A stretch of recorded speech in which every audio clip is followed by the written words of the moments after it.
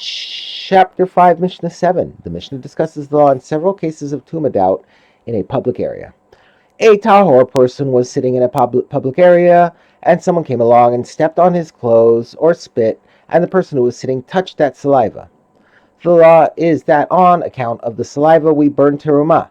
If the person who touched the saliva then touched terumah, we treat the terumah as definitely tameh and we burn it. And on account of his clothes, if the clothes that were stepped on touched terumah, we follow the majority of people in the town. If a majority of people are zavim, we assume that the passerby was from the majority and the clothes he stepped on are tameh. If, however, a majority of the people are not zavim, we assume that the passerby was from the majority that are not tameh and the clothes he stepped on are assumed to be tahor. The Mishnah now discusses a related case. A tahor person fell asleep in a public area and then arose. He does not know whether anyone walked by and stepped on his clothes while he was sleeping. In this case, his clothes are tameh as a midras, since we are concerned that a zav walked by and stepped on his clothes while he was sleeping. These are the words of Rabbi Meir. But the sages rule that the clothes are assumed to be tahor, since we do not know whether anyone walked by and stepped on the clothes at all. The Mishnah discusses a third case.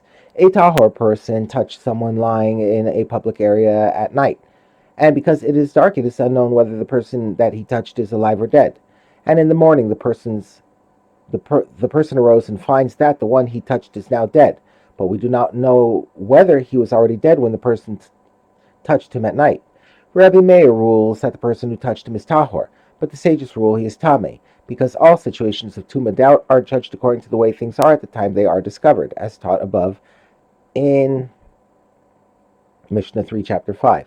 And since the person in question is now found dead, we assume that he was dead as well at the time the doubt arose when he was touched during the night.